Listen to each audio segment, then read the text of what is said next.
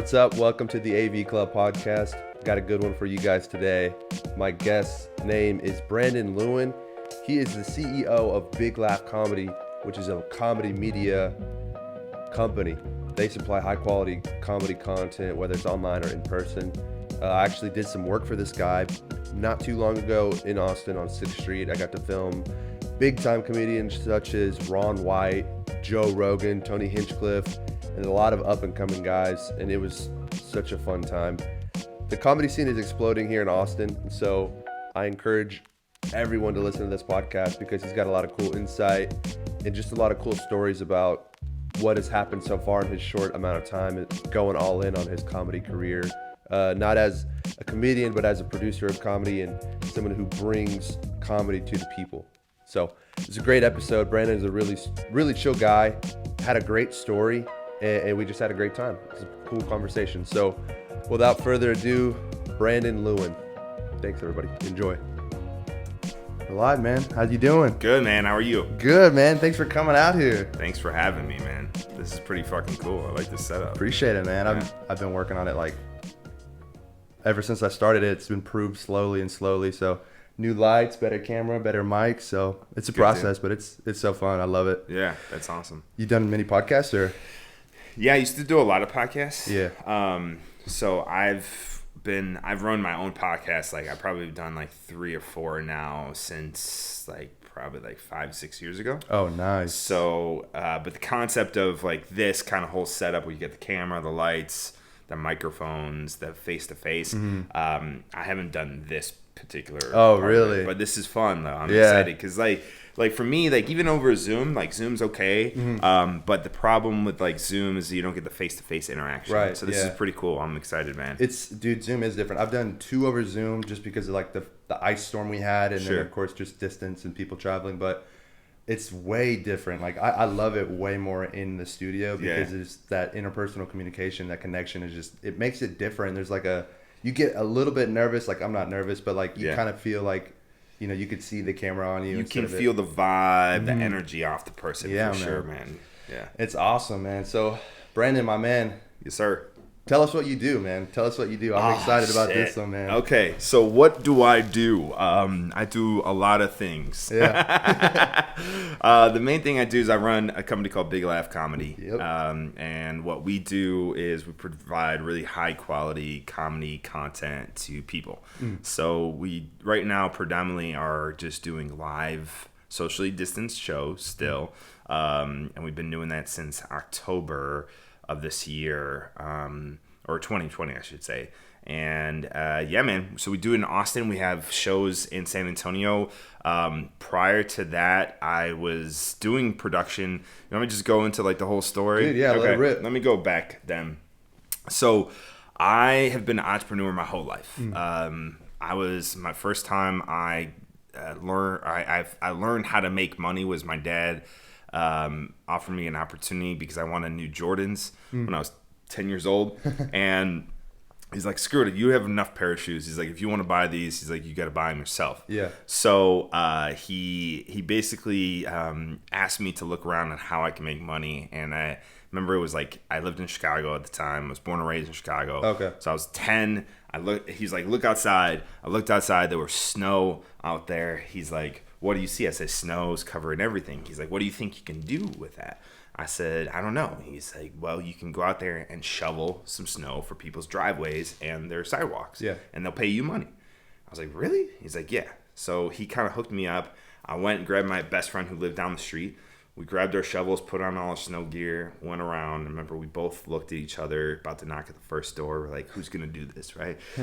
And both of us were petrified, and I said, I'll do it. So I went up there and knocked on the door, and this old lady answered the door, and she was very nice, and she was so gracious, and she gave us the opportunity to do it. So we got our first $5, and fast forward, we made about $200 together, which we split, which I was able to buy those Jordans and have a little extra money. Dang. Because they weren't as expensive then right. as they are now. But yeah, man, that was my first taste of entrepreneurship, and then from there on out, my dad's been an entrepreneur his whole life. My mom has been too, so it's just in my blood. So when I was in college, I started a ticket brokerage site. So it was like StubHub. No way. Yeah, man. But it was like before StubHub was really around. So we started one ourselves, and that's where I got a real big crash course in how to create a website. Yeah. I mean, this was back in, I think, like 2004, 2005. And so I got a crash course in all this stuff. Early on. And I learned sales and marketing. And what I really enjoyed was, I remember a friend of mine, I had another guy that was helping us out, and he was god awful. He didn't do any like good customer service, none of that shit. So he was like dropping the ball on the sale that we had with a friend of ours for, I think it was actually ironically an R. Kelly concert. And so, I took over, and basically I picked up where he left off. I grabbed tickets, got everything situated, dropped it off to her. She was extremely happy. And I just remember that feeling, the gratification you get from helping somebody, and the gratitude that they have towards you for doing that. Yeah. I got a high from it. And so I've been chasing that high ever since, man. And it's fun because that's what I really enjoy. I enjoy helping people. I enjoy bringing joy to people and happiness. And so by doing that in different ways. So through my whole career, I was in sales and marketing. And I ran my own marketing agencies, a couple different ones. Right. And then I was running my latest one, and I got fired from. I worked in between the first agency I started was in 2008. It was a social media marketing agency. It was back when no one was doing this stuff, and built it up. Was doing really, really well. Was helping a lot of small businesses and so forth, kind of get acclimated to that. And then I decided I met my wife. She got pregnant. We were going to get married because we weren't married at the time. So we were going through all these changes. So I was like, I'm going to step back from running this company, and I'm going to go work for somebody else. And they actually needed what I offered, which was social media know-how and all this stuff. And they had bigger clients that needed this help.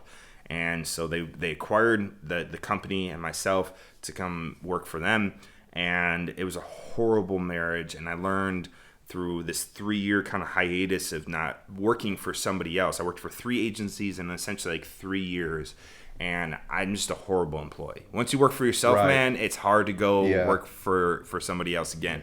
So the last job I had, I actually got fired. And I got fired the day before I was leaving to go to my buddy's bachelor party in New Orleans. So I got to blow off a lot of steam down there. Everything was good and kosher, though. Like my wife was like, "You can go to the strip club, but don't do anything else." I was like, "Yes, ma'am. Whatever you say. I'm afraid of you. I won't do that." So we had a good time. Came back, and I started my agency.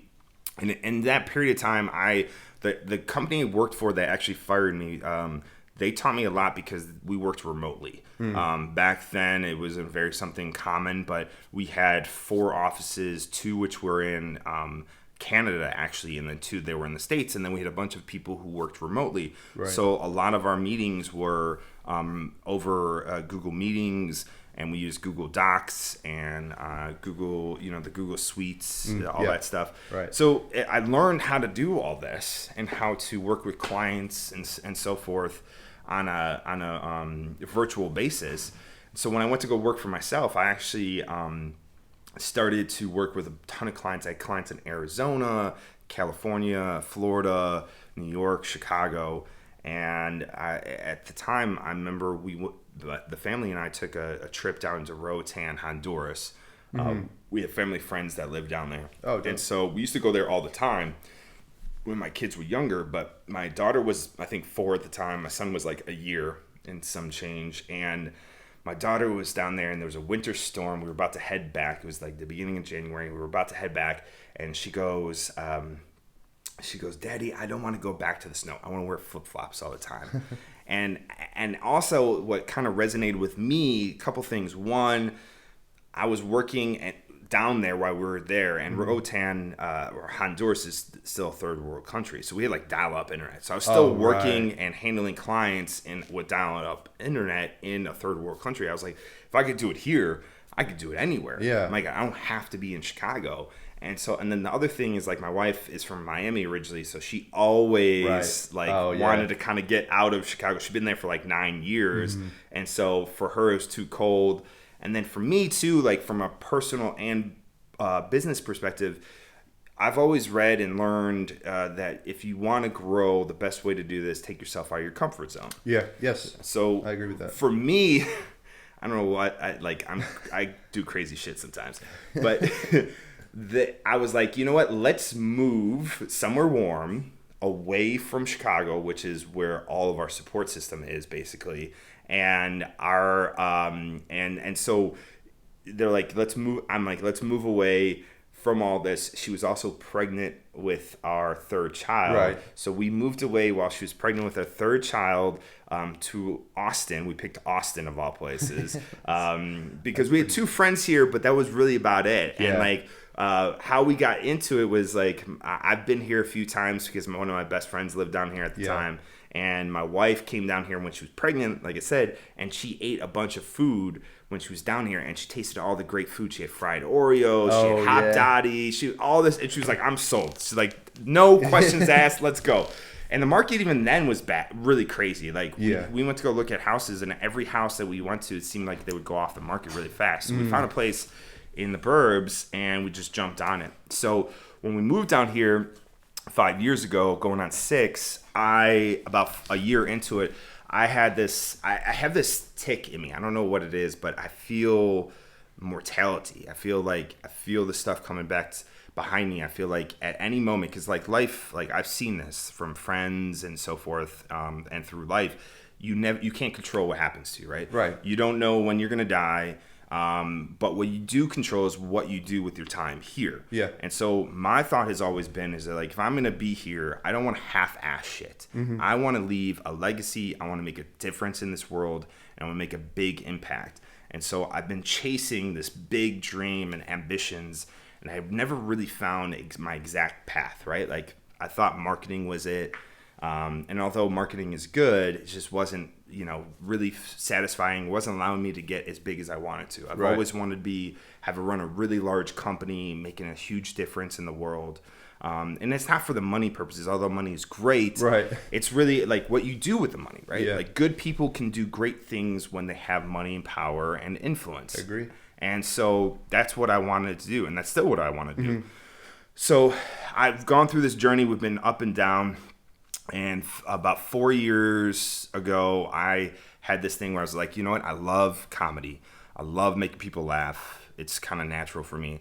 I'm like, I'm going to throw my hat into doing stand-up comedy. Yeah. And so I started studying and researching and watching all the videos, and then trying to figure out the science behind it a little bit. Right. And finally, I started writing jokes and visiting like open mics here in Austin, and then I started doing it. And it was like the first open mic I did. I remember my bit that I did was about I lost my virginity. I lost my virginity. I told the story of how I lost my virginity. And at the end, I remember I got a few laughs from the people at the bar and a couple of the bartenders there. Mm-hmm.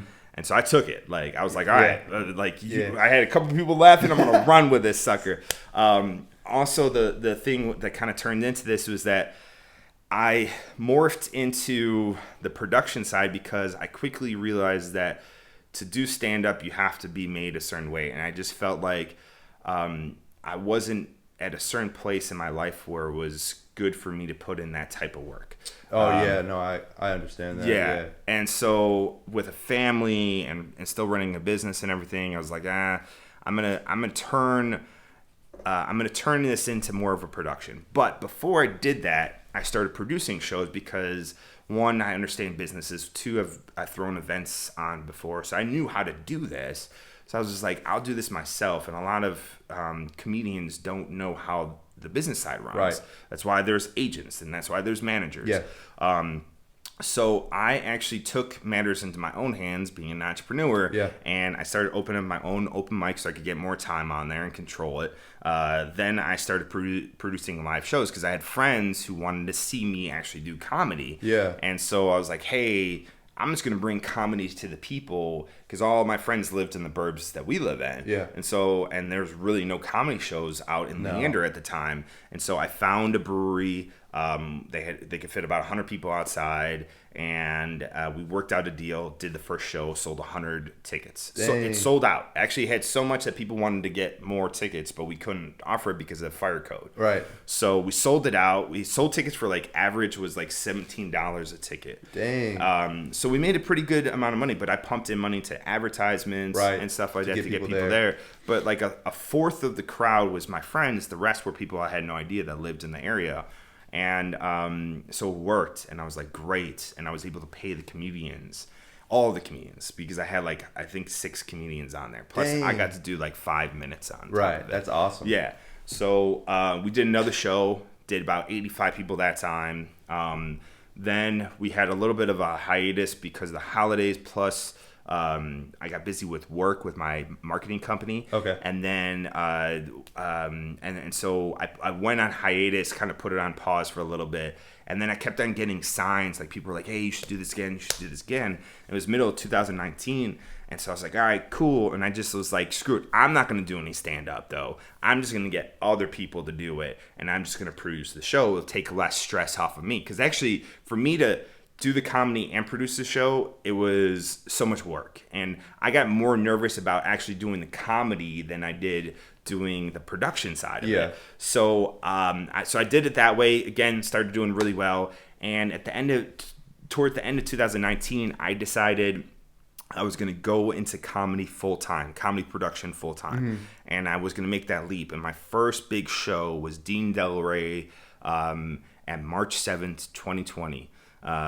So it was literally a week before the world shut down. Wow. And obviously ticket sales didn't do as well as I wanted it to. We had about 110 people there. The show was great. Dean was awesome. Other comedians were fantastic.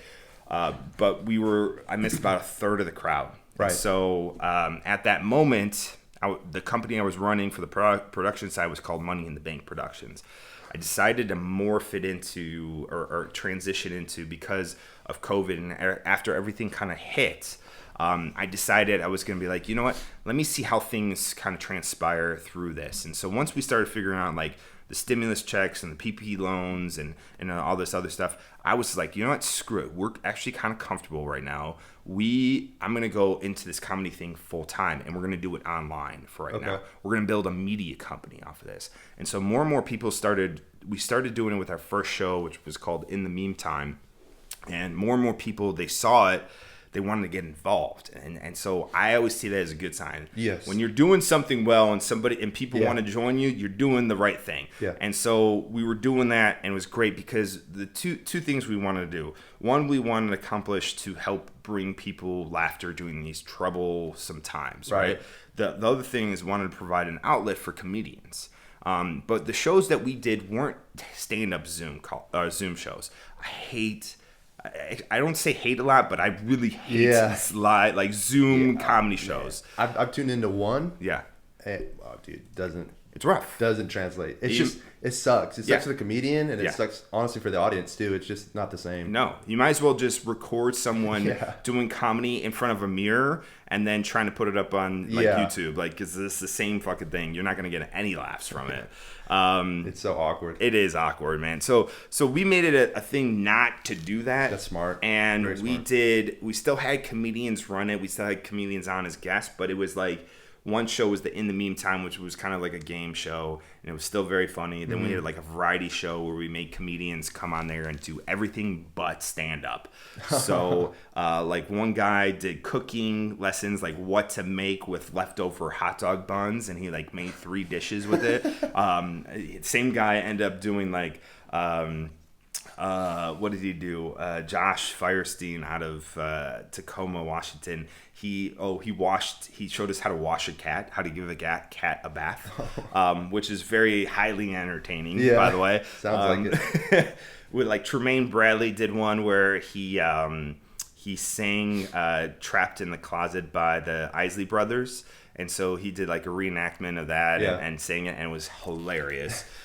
So we had like a ton of different people come on there. It was a lot of fun. That's pretty creative. That's different. That's awesome. It was, man. And it was fun. And at one point we had like 10 shows up.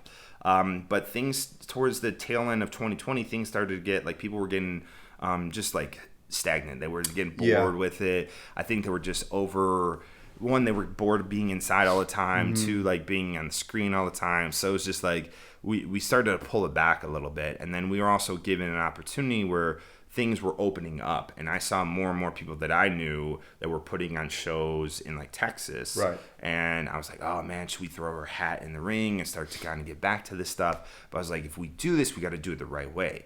And so we started to look at venues, and I looked at Stubbs, which is funny. Right. Looked at Stubbs. It didn't work out, but in that process, Sarah Fleming, who works with us, who's been a big help, she is friends with Nick, who's the owner of Vulcan. Yeah. And he posted on Facebook, I'm looking to do some comedy shows and blah blah blah. Wow. Because Vulcan, they were closed for 8 months during the pandemic. Wow. Yeah. And before that, they still are the largest venue for EDM in Austin. Yeah. And so, but because of COVID and because of the limited capacities and everything, he had to pivot. He had to offer more things. And so he couldn't just rely on EDM shows anymore. Right. So he threw his hat in the ring with possibly doing comedy and a few other things. Mm-hmm. And so when I talked to him, we just worked out a really great deal. I told him what we were capable of and what we could do. Mm-hmm. And he's like, let's do it. I'm all in. And so we scheduled like 4 shows. The first 3 shows were a little light. The 4th show was Craig Conant. Craig's hilarious. Yeah, so funny, man.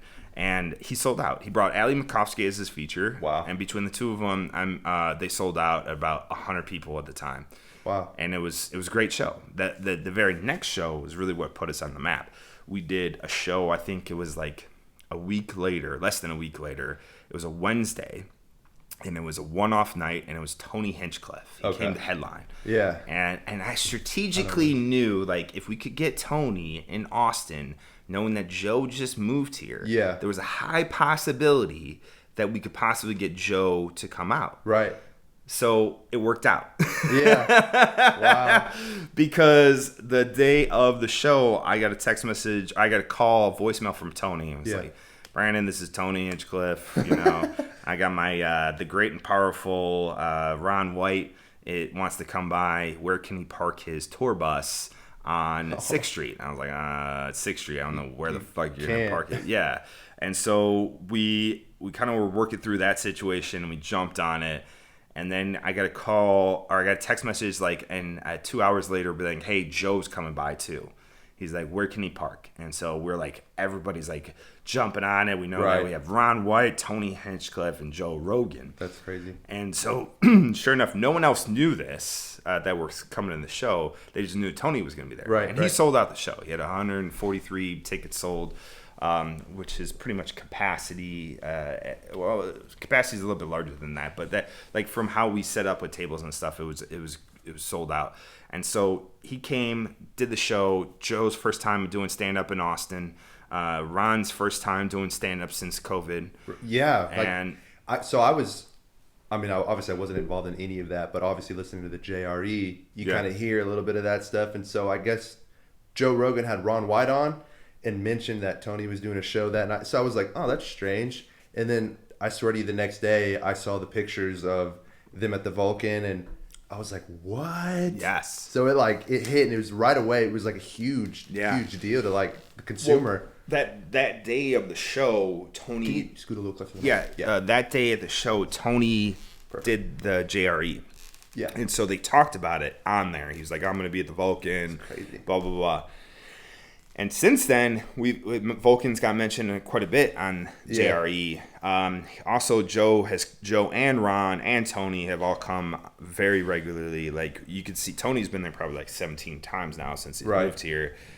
Joe's been there, I don't know, like 6 or 7, maybe more. He was there twice last week, on Thursday and Saturday.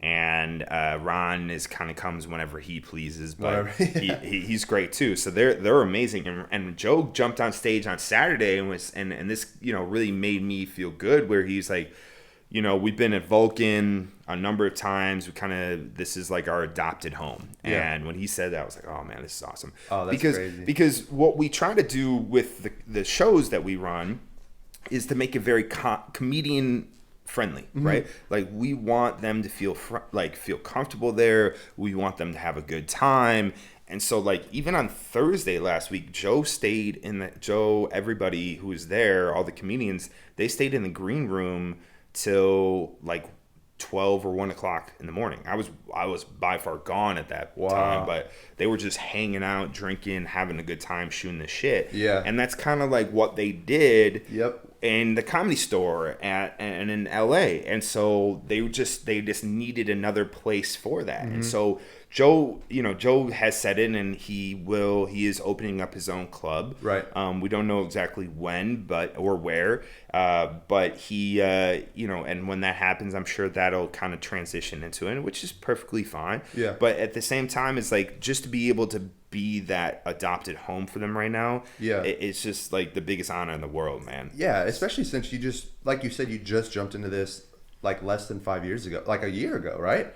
Pretty much a year ago. The bigger shows, it's been since October, which was a couple months. 6 months ago. Yeah. Yeah. That's pretty impressive, because whenever I met you, I reached out to you on Instagram a while back asking you to do video work, and I thought you guys were like had been established and had been there for a while, and like COVID kind of slowed you guys down, but you were picking back up. I had no idea you were like kind of just starting, because that was recent. Like, and it's super impressive, man. It's like quick turnaround, and that's like. Well, so this is how I see it. Is like I've been prepped for this moment. Yeah. Right. Like everything that has happened in my life has led me up to this exact moment, and. Like everybody, any like entrepreneur success story you hear, there's a lot of ups and downs. Yeah. A lot more downs than there's ups. Right. At least to get to that point where you feel like you're successful or you're getting to that point. And that's where I feel I'm at right now. Like, to be honest with you, like during COVID, because I went all in with the comedy stuff and the online things, we weren't making really money at all. Actually, I was paying out more money than we were making. We had a couple sponsors at one point, but really everything was coming out of my own pocket from the savings and stuff that we had saved up. And my wife has been great through that. But things started to dwindle down. Like, that was also kind of why we wanted to get into the live stuff, is that to start to generate some revenue. I had no idea what was going to happen though, but and I remember I had to make some money, and I refused. I feel so strongly about this is the path that I'm supposed to go down to make it big and to change the world, that I committed 110%. Just like comedians do when they commit to being a comedian, they scrap and scrounge and do whatever they need to make ends meet until they hit a success level where they can actually start making money from their profession and their art. And so I did the same thing, man. Like, I was all in, and at the tail end of 2020, our money was getting a little bit tight, and so I started to drive DoorDash. I was doing DoorDash, man, and I was doing DoorDash as we were getting things up, and I was doing DoorDash all the way up until actually the end of December of 2020. And so I was on the phone with like people like Tony Hinchcliffe, text message them, talking to agents, slip-sliding deals for the rest of the year, doing all these cool, crazy stuff. But I'm still driving around, dropping people's fucking food. Yeah, exactly, man. Chipotle, like all that shit, dropping stuff off at people. But I made it fucking work, and I was hustled. And I have to say, like, once January kicked off, I didn't have to do that anymore. Because we got shows rolling. I thought about it this way, is like, I could spend my time going out and driving and making X amount of dollars doing that. Or I could put more efforts into these shows and do it on an ongoing basis. And even if it was like the show didn't make a whole lot of money, still was enough money, more money than I probably would have done if I spent time doing like DoorDash or something else. Yeah, that's beautiful, man. So it just worked out, and now like money's coming nicely where we are able to really just, it's not like I'm making ends meet just to survive and take care of my family, but it's more so we're pumping all the money back into Big Laugh Comedy to grow it. Like, we have large goals, very large goals. And one of them being opening our own comedy venue. Okay. And so we're in the process of going through that. Find a spot here in Austin, and then it starts there, and then everything just kind of it goes from there. Exactly. It grows. Yeah, and that's the key to like anything, and that's kind of what I'm in a season of right now, is figuring out what that is that I want to do, that I want to go 110% in.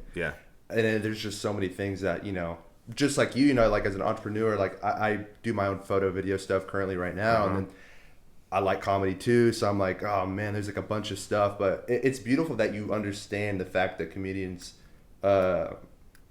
aren't always treated the way they should be. Yeah. And you have that insight and that foresight on like how it is to be a comedian.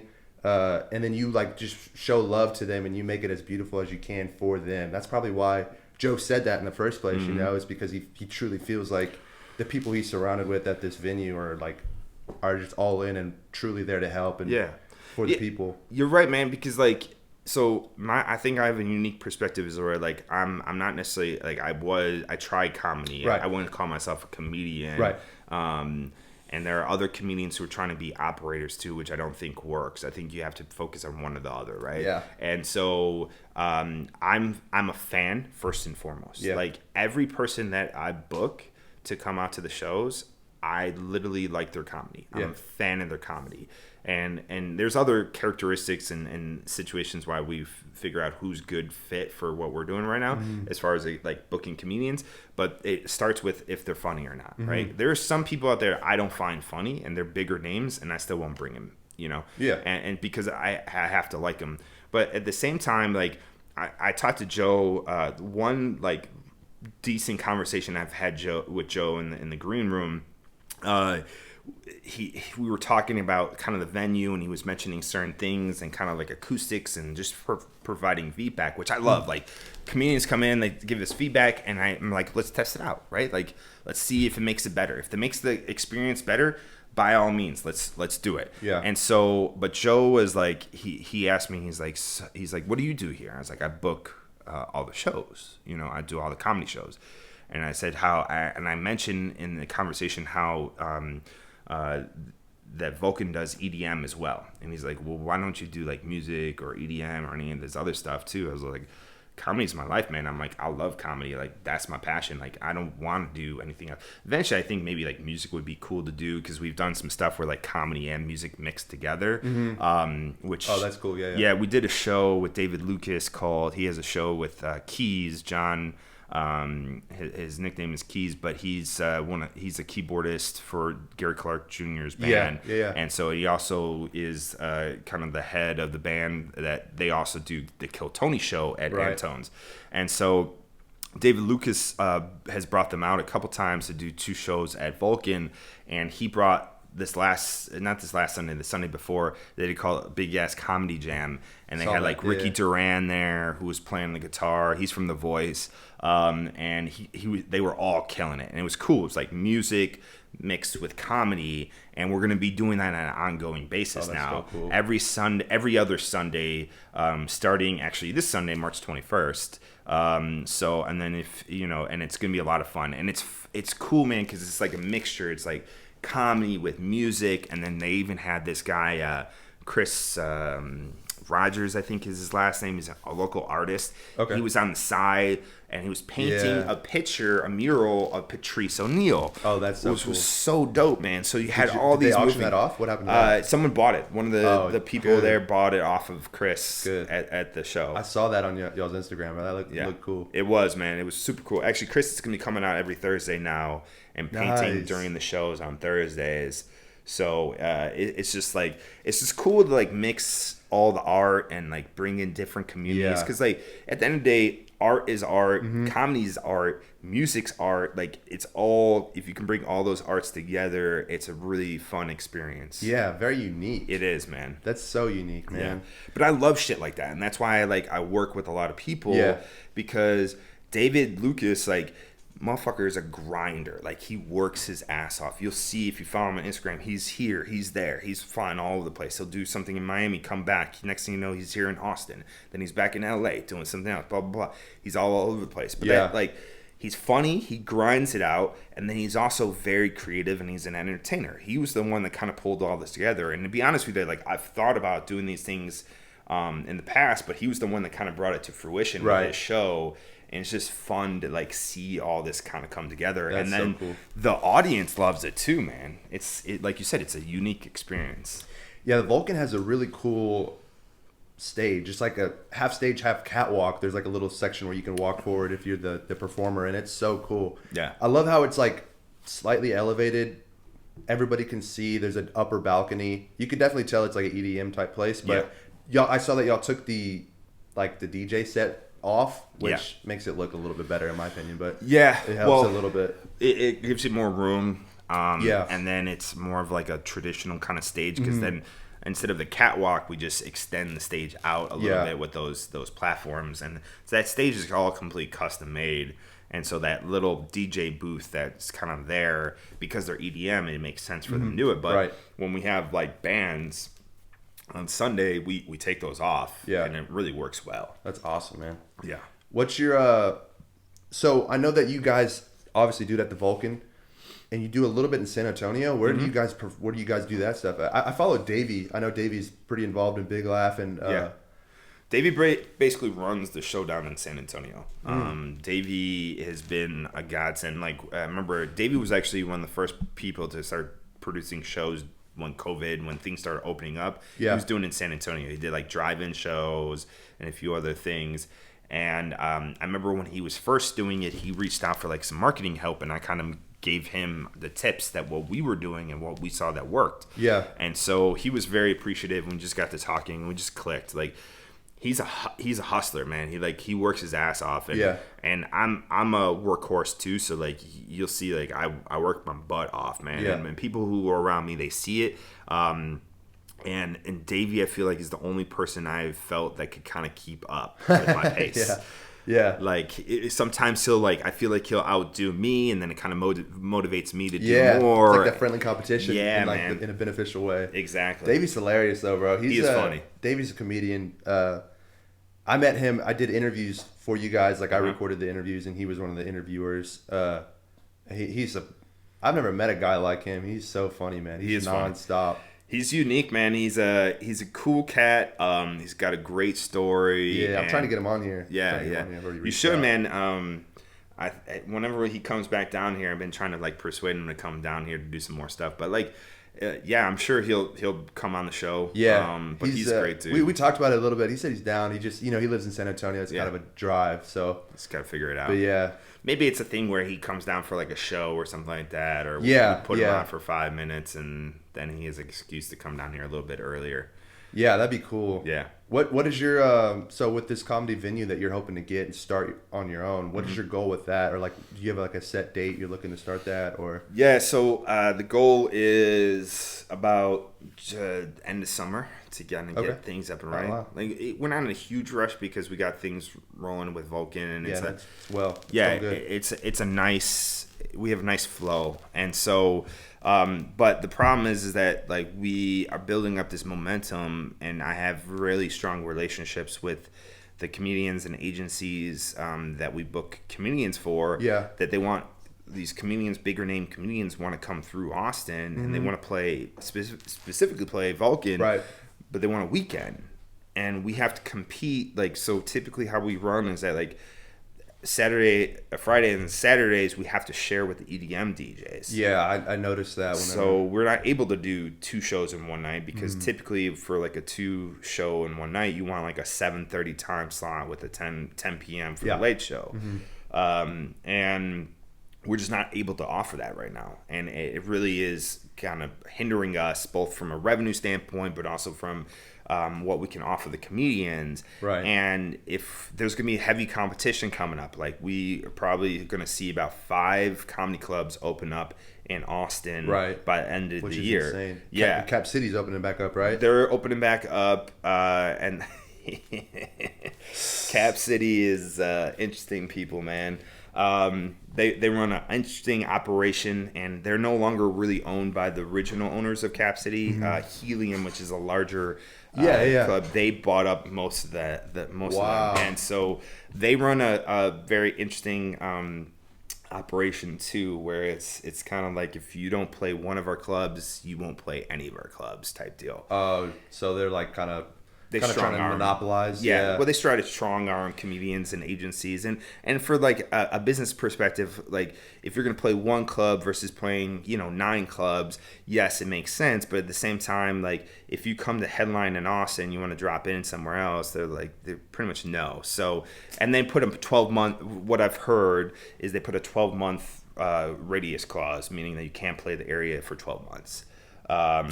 Which is just bad business. And Cap City has an interesting history where for 35 years that they've been in Austin, they've run a monopoly here. Yeah, they where have. I've heard behind closed doors is, again, what I've heard from the community, and I've never had personal interactions with them on a business perspective. I know I've attended comedy shows at Cap City. Yeah, me too. But like from a behind-the-scenes perspective, comedians have said that they're like, they really just run a monopoly. It's like if you try to do something that competes against them, they're gonna blacklist you. Yeah. And so it's just like to me, it doesn't make any sense. It's bad for the community.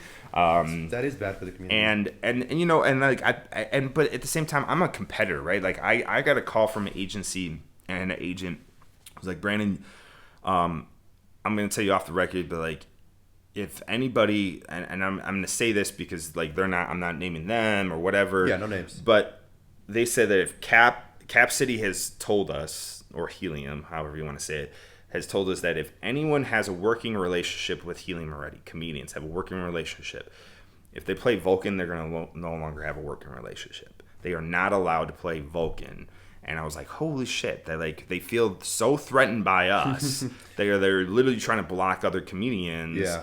To play with us. Sort of a compliment, but also kind of like a backhanded compliment. Yeah, it's a backhanded compliment for sure. Yeah. But I take it, I'm like, ooh, like, yes. Like, give me all that. Like, I'm here for all that smoke, man. Yeah, like, bring that shit, dude. That's awesome. Yeah. So I'm making a personal vendetta of mine to compete, right? Like, Yeah, I think you healthy have to. competition is good, but when you're going to play like that, then there's going to be certain consequences that come of it, and they're not going to be able to sustain that. They are not. They're not be able to sustain that type of business ethics, in a sense, of what they're doing with people. They're not going to be able to maintain that because of the heavy competition that's coming up in Austin. Yeah, I agree. So, which is good. Like, I think that's great. Some of the other people that are opening up clubs, or like the Romo Room that's currently open, that they run out of the Brass Tab, they run a really nice operation over there. And I know the guys who are running Creeks and Cove. Rachel's coming from New York. They moved down here. They run a really nice operation over there. Marty and Colton are 2 local comedians. Well, Marty is not originally from here, but they're nice guys, like, and so I think that'll do well. And then there's a few other things that are kind of coming up as well. Like I've heard there's a Sunset Boulevard, which is another comedy club that's already, it's a club / comedy club. Okay. And so, we'll see how everything kind of transpires, but like, we're doing our job. We're continuing to move forward. Like all you can do is focus on yourself, really. Exactly. Like you can hear about this, and I even try to kind of like tunnel vision myself. I almost to the point don't really want to hear what other people are doing, because I just focus on me. Like focus on me and what we're doing as a company with BLC. Like that's the only thing I can control. Yeah. I can't control what other people are doing, but I can control on how good our operations are running, how well the comedians like it, how much fun the crowd is having. Yep. That's the only thing I can control at this point. So it's like, who gives a shit, like really what these other people are saying? We're just going to continue to move focus. And if you're focused on them, then you're obviously not going to do as well on your own, but it's going to hinder your abilities and your capabilities. Exactly. Man. So with Big Laugh, what is your do you have any long-term goals? So Big Laugh Comedy is a comedy media company. We are not just like a venue. We will have venues. Yeah. But we are going to be much more than that. We did interview videos with you. I'm meeting with Bobby, who's going to come on and be kind of like our editor-in-chief with our publication side of things.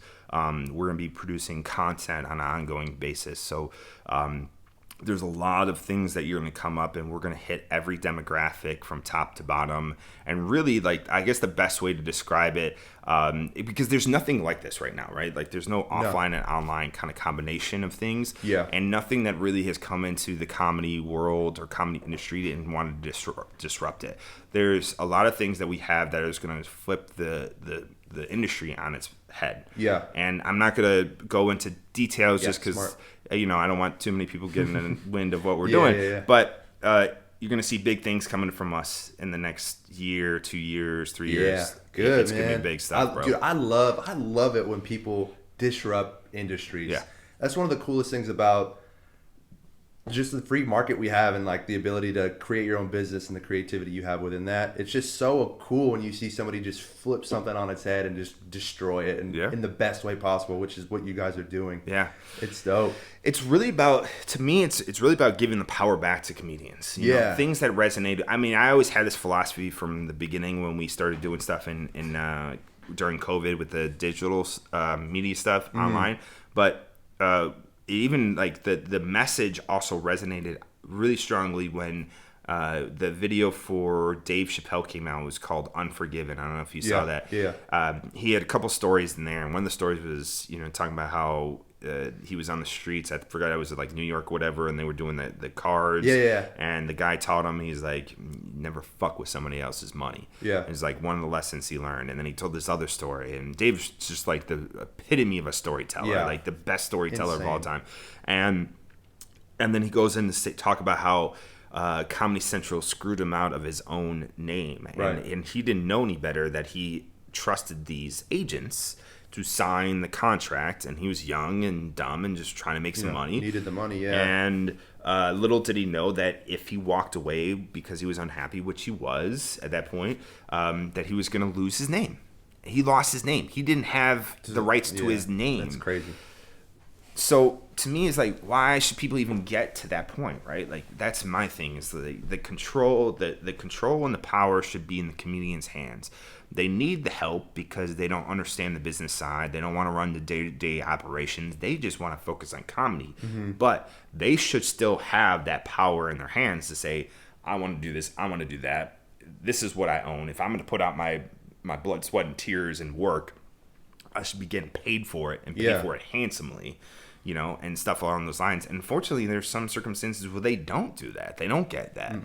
And I personally, so this is, if like we did a show, and I remember, I forgot who it was, but I believe we ended up making more money on our end from the ticket sales than the comedian. I felt bad, and I was like, listen, I want to give you more money. I'm like, we're going to give you more money. And we gave them more money. That's awesome. And it was because, like, I can't sleep at night thinking that, like, they're the ones who are really doing the art. They're the ones selling the tickets. And I'm like, we're just doing the marketing, which is putting the name out there, but it's their brand, their art that's drawing people in. We're just helping to kind of get people to notice this stuff. And help sell it. And so I mean, we're putting in work, so we should get paid for it, but at the same time, they should be making more of the money. And so, and that's how I see it. And I admire, because I've been through what they're going through. I've been through, like, questioning yourself, the ups and downs, and should I be doing this, and the hustle and the late nights and the stress and all that stuff, man. It's not easy. Like, it is not an easy thing to go through, because comedians are entrepreneurs, plain and simple. They are. And if you've been an entrepreneur and you've made it, or you've gotten to that level of success where you're like, hey, I feel like I've hit my goals, that type of struggle you have to go through to get to that point. And it's not easy. And they should get paid for getting to that point. That reminds me of a quote I heard from Jordan Peterson. He said, he was talking to somebody about, how because it's pretty recent that he was discovered, quote unquote. And he was like, it took me 10 years to become an overnight success. So, and that, like, I was like, whoa, that's pretty deep. Because everybody says that. Exactly. That's the grind. Like, if you ever read, like, Kevin Hart has a great book. The first book that he put out is his story. And if you get a chance, if anyone gets a chance, read or listen to that book, because I actually highly recommend listening to it on Audible, because he narrates it. So it's highly entertaining when you listen to him tell his own story. But Kevin Hart talks about this stuff, and then, like, he talked about how he had a little bit of success and blah, blah, blah, and then went back. But same way, he's like, it took me 10 years to get to an overnight success. That's what everybody says, man. It's just like, it's like that 10-year tipping point. Honestly, I've been doing entrepreneurship for like over 15 years. And I never really felt like, I've done some pretty cool stuff in my career, but I've never felt like a really level of success up until this point. Yeah. And what I believe it is that you have to find that right path. Yeah. Like you're younger, right? Like what are you, like in your 20s or something? 23, yeah. Okay. Oh shit, you're young as fuck, man. Yeah. So you got all the time in the world. But you're 23, man. Like you had plenty of time to figure out what you want to do. Yeah. This could be it, or it could be something else. Yeah. This could be leading up to what you are supposed to be doing. Yeah. But you don't know that. You just have to go through these hills and journeys and kind of feel what you feel is the right path. Right. And take it down and see where it goes. Yeah. That's all you can do because you don't know what the future lies in, you know? Yeah, exactly. But I think when you do get to the point where you feel like this is your purpose, you will feel it in your heart, man. Right. You will. I felt it. I've gotten so emotional. I've been more emotional over the last 8 months with going through all this stuff. I remember after like our first couple shows and like Joe coming on the show and being at Vulcan and all this stuff, I would go out and do hikes because I like to do hikes and get out in nature and just kind of think through things from a strategic standpoint. But man, I could just see our future. I could see the vision of where we were going. And it was never more clear of where my life was going. Like, you ever you know how people talk about in like self-help or like gurus and all this stuff where they're like visualize where you're going. Visualize. I've tried my entire life to try to visualize where the fuck I wanted to go and where I was supposed to be at, and it wasn't until this last 8 months that I could clearly see where I was going and what I wanted to do. Right. And that only takes to where you're actually supposed to be. Like that I think that well, not just the passion, but like once you're in that right path, then you can finally see where you're supposed to go. But if you're not there, there's too much shit clogging it up that you're not really in that right path. So so it's a fun ride, man. Like, dude, I think the best thing is you just got to run with. You got to take. So I believe that the universe gives you signs, right? That gives you signs, gives you opportunities. And when it's presented to you, you just got to go down those paths that you feel like is the right path. Yeah. And it'll lead you to wherever you're supposed to go. No, that's so true, man. I believe that too. I believe, that doors are open and shut for a reason. And I believe that whenever you do something to the fullest of your ability and you do have that passion and you kind of see the path, even though it's a little scary to take that first step. Sure. Once you take that step, it's all over from there. It's you find it and then the ball just gets rolling. Like you said, I'm young. I have so much time to search for that and look for it. But this is like, I love this. So we'll see. We'll see where this takes me. I'm going to keep doing it until I can't anymore. But going back to the comedian stuff, man, I believe that when you do things not for like your own selfish gain, but for the benefit of others, which is your whole goal with this whole comedy media stuff. And dude, I believe that's part of the reason why you're having so much success. It's because none of it is for you or for your name or for, Brandon Big Laugh Comedy to be on the billboards or anything. It's to help the comedians. It's to help people laugh, especially during COVID. Like people need this more than ever. They need outlets. They need to laugh. They need to freaking smile and have joy in their hearts. And that's why I'm so attracted to comedies because, I'm a prankster, man. I like joking around with people. I love it. And that's why I can kind of see that as a path for me. But until I get deep in it, I'm never gonna know. And it's right now, I'm struggling with that first step because I'm in my room. I write jokes. I've told myself I have a goal before I turn 24 in June. I want to do at least 1 to 2 open mics just to see. Just go do it, man. Yeah, man. It's like that first step is like the hardest thing. So, it's beautiful that you're doing it not for your own personal gain, dude. I really respect that. I appreciate that. And man. It's cool because I've seen it firsthand. Like I got to go to a show and behold, Joe Rogan shows up, and I'm like, dude, they're doing something special here. You could just feel it, Yeah, I appreciate that, And man. you guys are doing it COVID safe, which is like people, especially in Austin, people are like, well, maybe not on 6th Street, the Dirty Six, but people, COVID's still kind of a big deal over here. It is. Not for Texas in general, but Austin, Texas is the place where people are more concerned about it. So it's a tough thing, I was never like an anti-masker or I was never like anti-COVID. I've always believed in it and believed in like I've been worried because part of me like I want to make these safe events. Yeah. But at the same time it's like I don't want anyone to get caught, like not get caught, but someone to catch COVID from one of our events. So we take those precautionary measures for sure. Yeah. And it's all about being safe, but yeah, man, I appreciate it. Like I tell people this all the time. If I had $1 billion in the bank and I had nothing to do with my life, like I would do this. Like if I didn't have to worry about money, I would still be doing this. And I think that's, people say that all the time. Like if you find something that you're willing to put in as much time and effort as you possibly can, and you could still not, and you're happy doing it, even if you weren't getting paid. Yeah.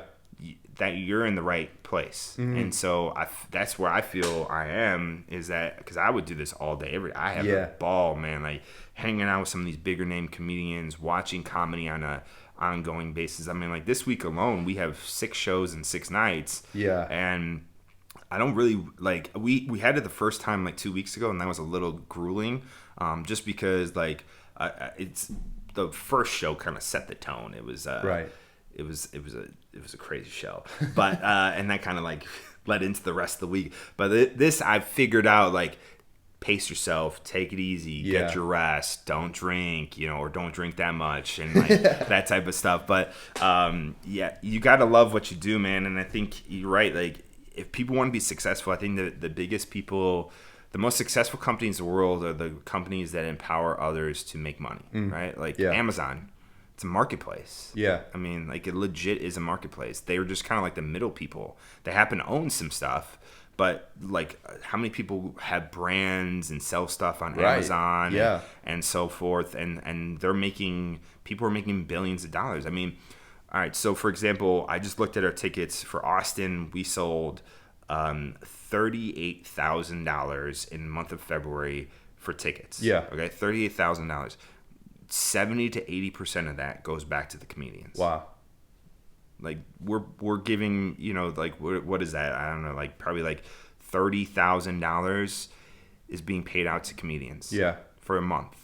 That's crazy. And it's like probably like 5 different comedians or something like that. Yeah. Well, more than that, because we have some showcases now, but like the majority goes, I got you. But a majority of it goes back to them, and like I'm happy to do that, because I'm not greedy. This isn't like a money play for me. This will produce money, but it's gonna be enough where everybody can be successful. And I think that's the thing, is that you have to look at it, is like there's enough money in this world to go around for really everybody. Yeah. And, 100%. And so you're right, man. I appreciate, though, like, to be recognized for the fact that like it's doing it for other people. It's not just for myself. Yeah. And I think that's why I would go on a limb and say that's why the majority of comedians do what they do. Not really for them. I mean, some of them like attention, some of them they do. Some of them love that attention, that spotlight. It's a therapy, though, for them too. Exactly. And it's for the other people. Like, you can't, nobody, like, obviously the laughs on the stage and like that cheer you get is a different feeling, like unreplicable. You can't replicate that, right? Yeah. But the reason that they're like cheering them on is because they've just spent the last hour or 30 minutes or 10 minutes just laughing their guts out. Yeah. So like, what's relatable to stuff too, right? Yeah. Like what they say. I mean, that's the key in comedy too. Is like you can't tell jokes that are unrelatable. Like Kevin Hart has done that a little bit. Where recently, right? Yeah. Whatever, because he's just at a different level now. Well, he is, man, and I think he's done a better job. Like, I forgot what special was. I always forget the name of it, but it was the one that he has this like big extravagant background. I think it's the one where he's in the football stadium in Philadelphia. Okay. And he has this joke, I remember, and he talks about walking down his driveway. And it took him like 5 or 10 minutes. And he said it's pitch black. And he's like, I got this long ass driveway. And it's taking me 5 minutes to pull down all this garbage. And my son should bring it out. Blah, blah, blah, blah. And I was like, dude, that is not relatable. Who has a driveway that takes you fucking 10 minutes to get down to? That's called rich people problems, bro. So it's hard to relate. And I think that's like, for example, for like Dave Chappelle, right? Dave Chappelle is extremely successful. He doesn't have, hundreds of millions of dollars, but he's doing pretty well for himself right now. And but he's gone through still some struggles, like right, like after the Dave Chappelle or the Chappelle Show stuff, and now with the whole thing with Comedy Central and HBO Max and Netflix and all this stuff. He's going through some turmoil.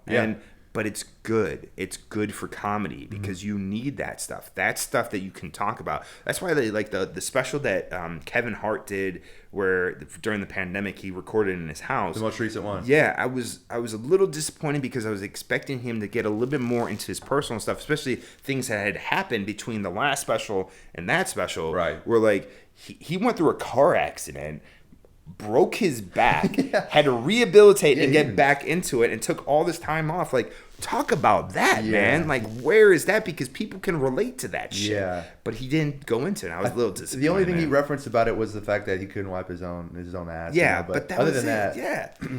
I mean, he's so rich he could have somebody else wipe it for him anyway. You know? Exactly. I mean, he probably did too. So, I mean, and that's the thing is like comedy has to be relatable. And that's why like certain characters or certain people don't really work well.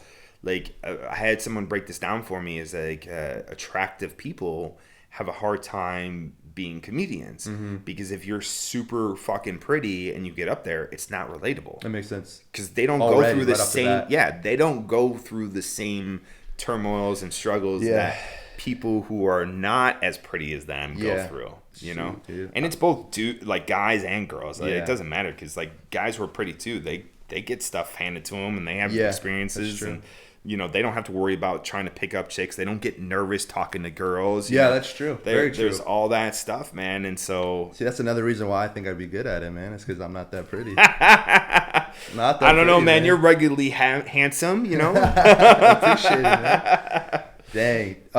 So, dude, how do you go about, you mentioned it a little bit earlier, but how do you go about finding the people that you want to perform? Especially as recently, there's been some names that I haven't heard of personally, and I'm pretty deep in the comedy world, but, you know, there's been a few that I haven't heard of, and I'm like, oh, like. So give me an example. Who's one that you haven't heard of? I can't specifically think of them off the top of my head, but. Do you know Chappelle Lacey?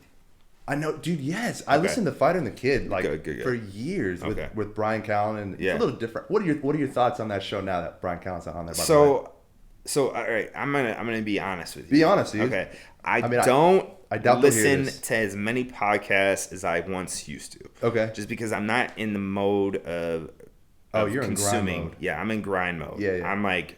Put the blinders on, put in my fucking music, and let me just like grind the fuck out. Yeah. And so consuming content, like certain things I will listen to, like when certain guests are on the JRE, then I will listen to it because I want to be able to like have a conversation or at least understand. Yeah. You know, do stuff your that they're research, talking right? about. Yeah, do research exactly. But so like I never was really into the Fighter and the Kid. I was actually a fan of Brian Callen, and then he went through his shit. And I was just like, okay. And so, but Brendan, I've heard him a couple times. I happened to actually catch him when he was in San Marcos. Oh, dope. Yeah, because the same venue there, we're actually going to start producing shows down there as well. And so I went to go check it out because it was their first time doing a comedy show. Yeah. But the place, the Mark down there in San Marcos is beautiful and is perfect for comedy. Wow. Like there literally isn't a bad seat in the house. Oh, that's so cool. I was standing in the very back in the middle and I still could see Brendan. Like they had screens on the side, which were really helpful, but you didn't really need them. Like you could still see him pretty decently from there.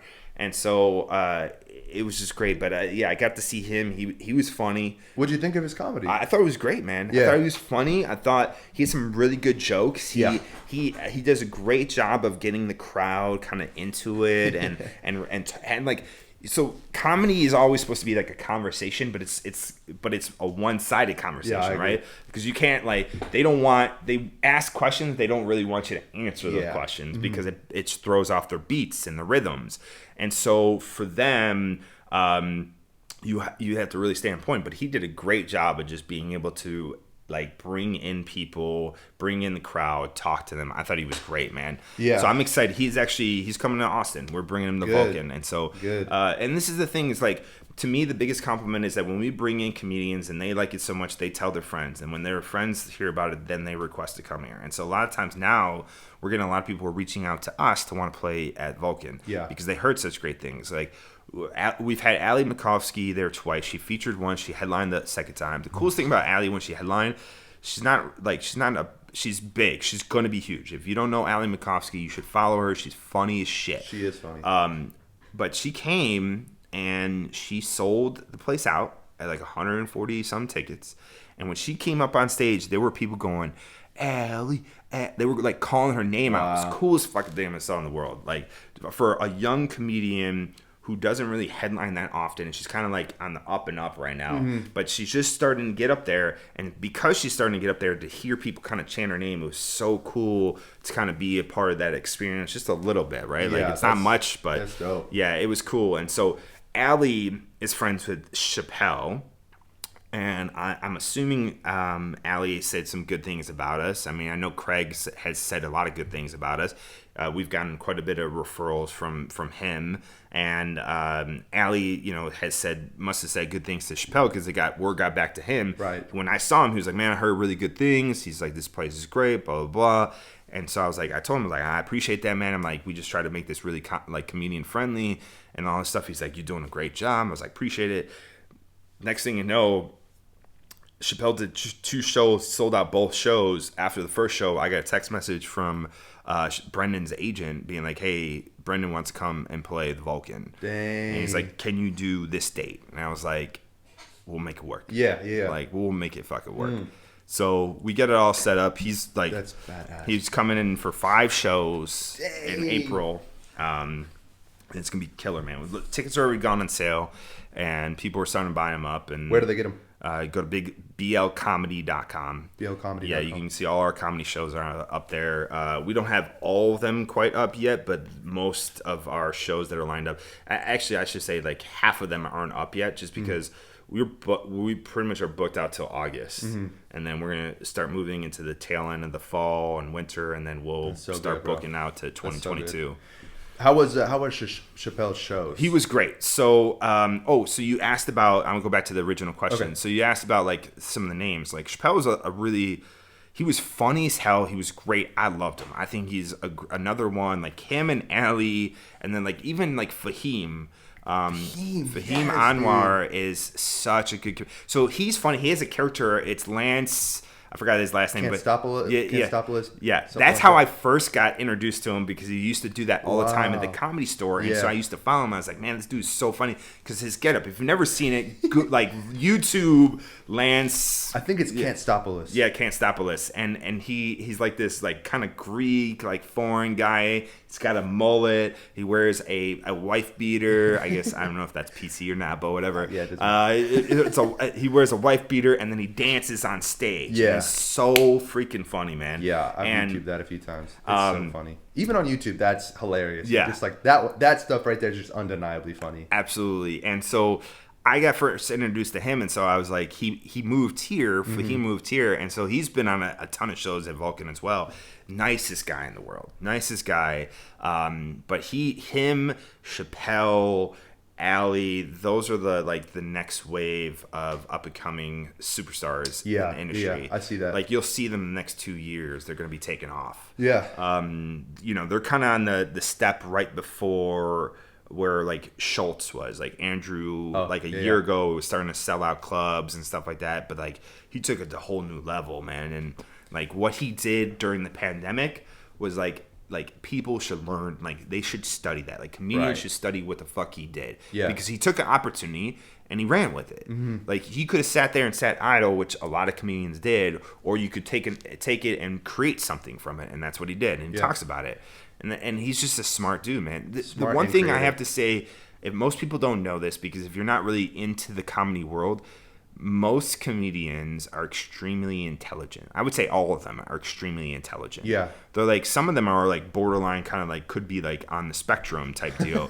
But like a lot of them are extremely intelligent. And that's what makes them so good, because you have to be smart to be witty, catch things, be able to figure it out. It's not easy, man. So, but to find the talent, I typically will, in the beginning, I was just finding comedians that I have found either through like watching videos on YouTube or listening to podcasts and stuff like that, and people that I've just kind of kept an eye on for a while. When I first started getting into comedy myself and doing it, back in like 4 or 5 years ago, you know, I already had like a string of comedians that I really enjoyed, but they were the bigger names that you've seen in the specials and all that stuff, like Eddie Murphy, Andrew Dice Clay. Yeah. My dad, I grew up on Bobby Slayton, who's a little bit older, old school guy. You know, I started Aziz Ansari. I saw him in concert at 2018. I saw Joe in 2018. Joe was great. Like, it was the first time I ever saw him do stand up. Like, obviously everyone knew him from like MMA. I knew him from Fear Factor. That's how fucking old I am. That's how I knew him. Yeah. So it's funny because I went to the Chappelle and Joe show at Stubbs, and there was two kids sitting there that knew Dave. Yeah. They were actually, the one kid was a banker for Dave's bank in whatever town he lived in or lives in Ohio. Yeah. And so, and he goes to all his shows. Like, when he can, he'll reach out to Dave. He's like, he's the nicest guy in the world. He's like, he talks to me like I'm a human being. He treats me with respect. He's like, anytime I wanted to go out and see shows in Ohio, he's like, he would hook me up when they did summer camp for Dave. And then when he came out to Austin, the two kids moved to Houston. And so the one kid would like just hit up Dave and was like, hey, can I get tickets? And he was like, yeah, no problem. And he hooked him up. Dang. And we sat at the table, and the two of them had never seen Joe. I was talking to him. They had never seen Joe do stand-up. They only knew him from podcasting, right? Right. And that's, I feel like people like your generation, No, that makes total sense. only know him for podcasting, really. Like, he's the JRE. Like, that's what they know. But his stand-up is really strong. He's a really strong stand-up. His stand-up is super relatable, too. He's super good at taking any idea, any concept that he thinks is interesting and just making it like very relatable, but also like so I don't want to give away any of his stuff, obviously, but like he's good at making it relatable, and I guess that's all that's all I can really say without like, you know. So I watched this one special he had on Netflix before I went to go buy tickets to go see him. Yeah. And I remember I watched it, and he had this joke where he talked about dolphins and getting high and stuff like that, and then he mentioned like kids too. He's like hell yeah, I get high with my kids. He's like, what better to have a conversation with a 5-year-old than being high. He's like, you ever have a conversation with a 5-year-old? He's like, you're better off being high doing that. And it was like, I'm probably murdering it, but it was such a good bit, man. I was like, dude, it is very relatable. Yeah. And that's the thing, is like Joe, although he's hitting a level of success that most people will never see in their entire life, he still is very down to earth, very humble, and and talks about things very relatable. And that's why it makes him such a good stand-up. And that's why people love his podcast, is because it's just a conversation, and it's literally just they're sitting in on the conversation, and it's never like flashing his money, you know, especially since he got this huge deal. It's like he's never flashing anything but his knowledge and his curiosity, really. You know, so it's super relatable. Everything basically that he does, absolutely, except for MMA, obviously. But. Yeah. So to go back to your question, like just a little bit, finding people. I started off being by like bringing people that I thought were funny. Yeah. Like I was a big fan of Kill Tony, especially when I first started getting into stand-up 4 years ago. So Tony Hinchcliffe, I've always wanted to see do stand-up. So a lot of times I'm just like, whoever I want to see that I've never seen before, that's kind of who I want to bring here. Yeah. And then I'll just do my own research, and then other people will put me onto them. Right. Yeah. And then I ask we also, with Big Laugh Comedy, we also ask who people want to see. So like smart. We got we had some requests for like Moses Storm, who we're gonna bring in the summertime too.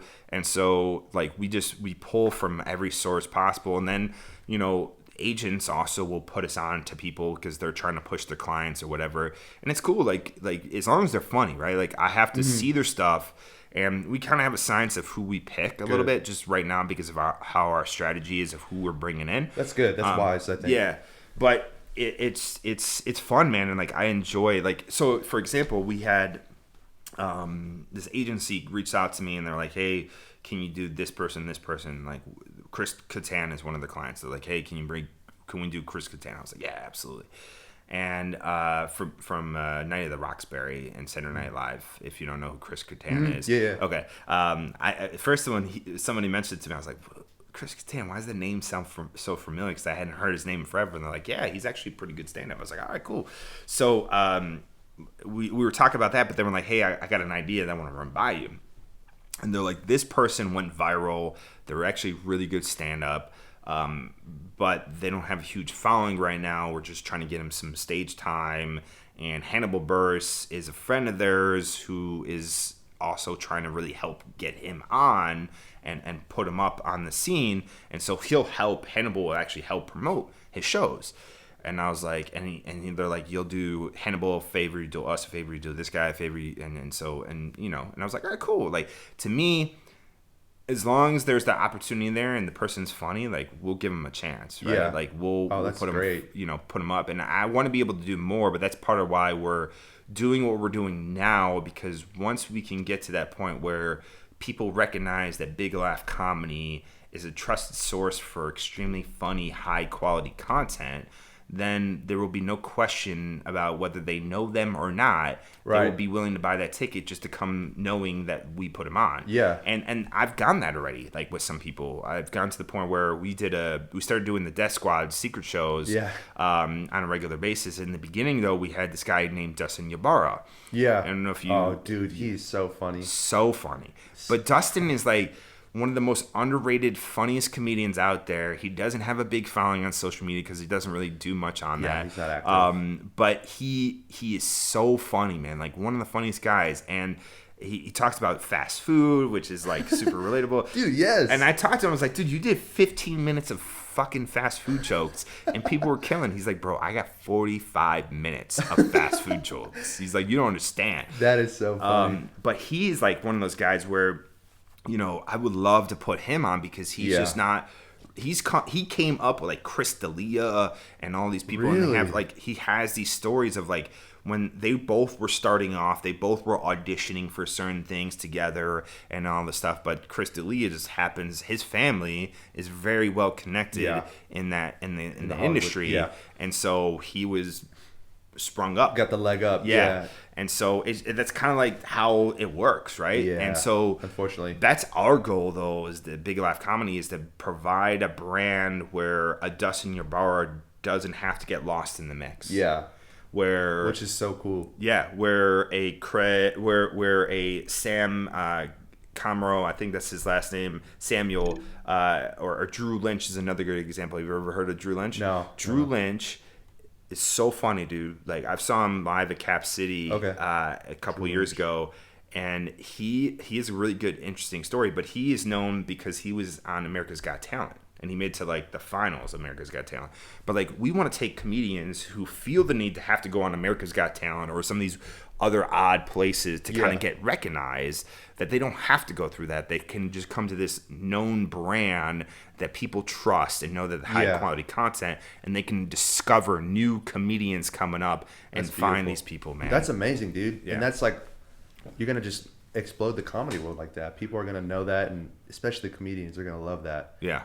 Speaking of Dustin Ybarra, though, I was actually, one of the nights I went and filmed with you, I was looking at the lineup on Instagram, and I was walking from, I don't know, somewhere on 6th Street. I had to walk from my truck, obviously, to the club, and I passed him, and I was like, he looks I was like, bro, are you performing tonight? Like, I think I just saw your face on Instagram.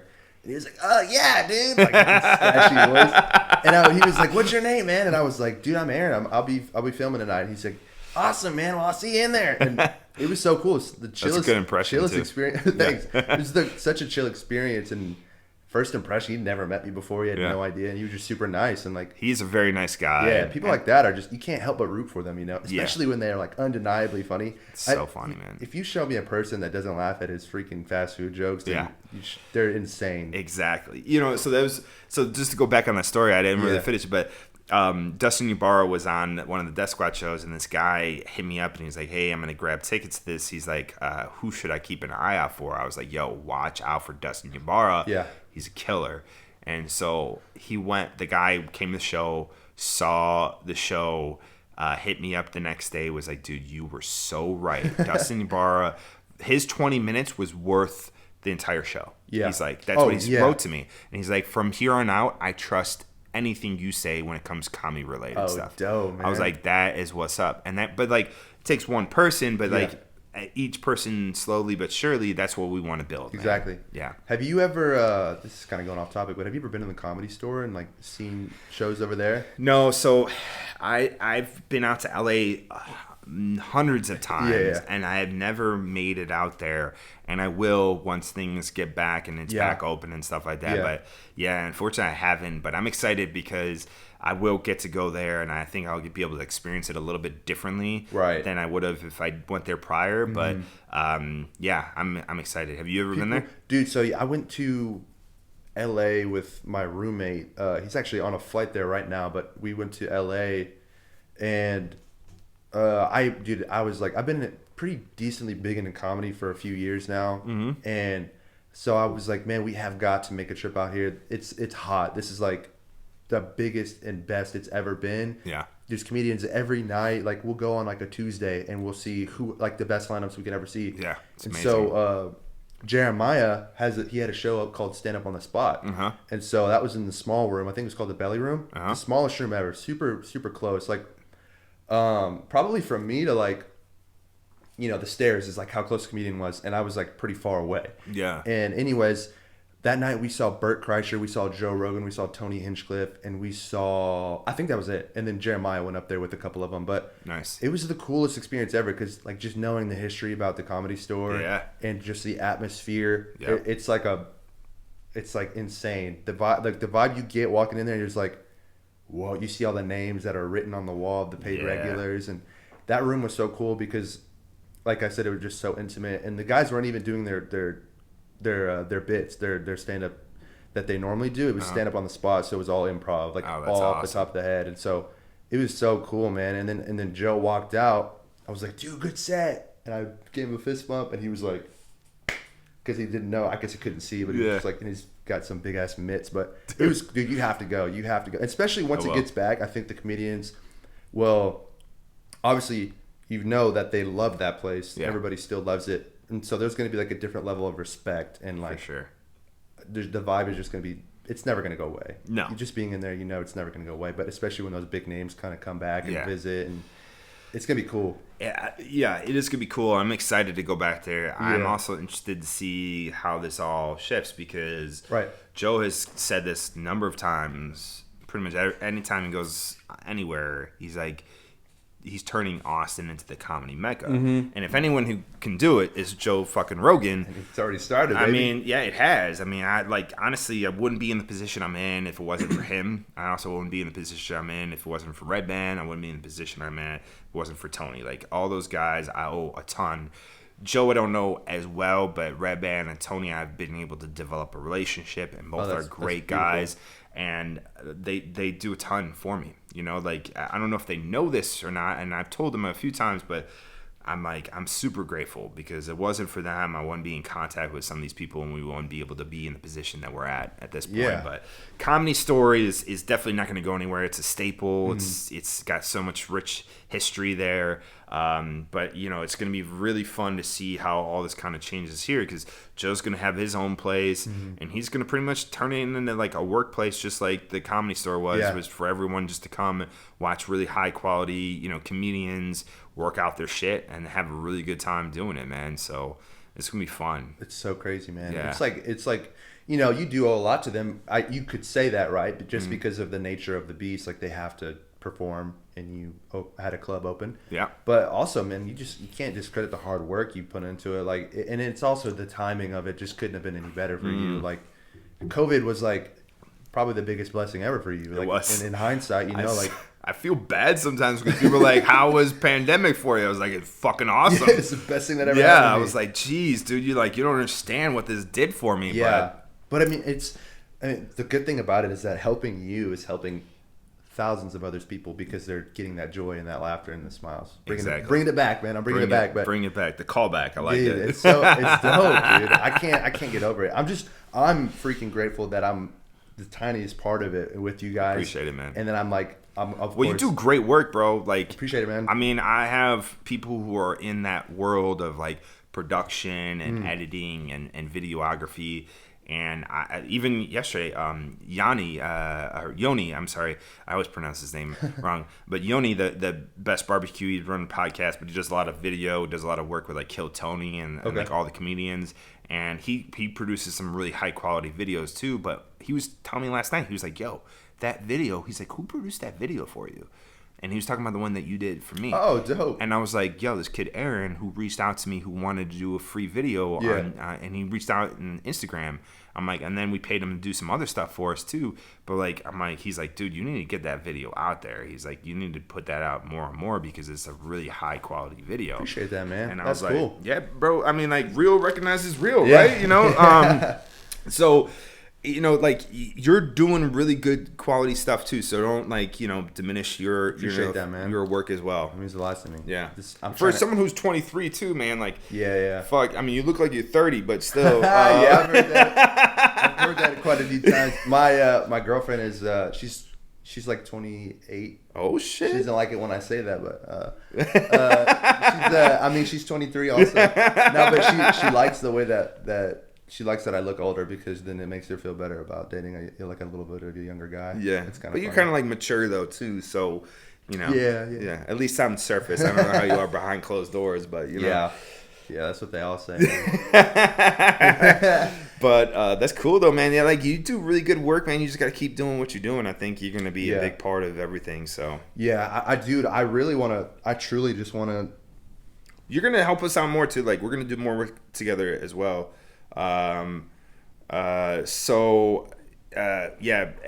what I want, man. Like I want to be able to not just help out comedians and the people, the community, but also like people like yourself who can participate in other ways by helping out with video production or editing and podcasting and all this shit, man. Like it's just like, let's all do this together. There's like, there's strength in numbers. Like if we all believe we can do this together and we all work as a team, like there's no reason why we can't accomplish big things. Man, I agree. Do you guys have any other projects coming up? Like like a big show or maybe any show you want to promote? Or? So we have Brennan Schaub in April. April 22nd through the 24th. He's got 5 shows. Okay. Wow. Man, we got a ton of stuff going on.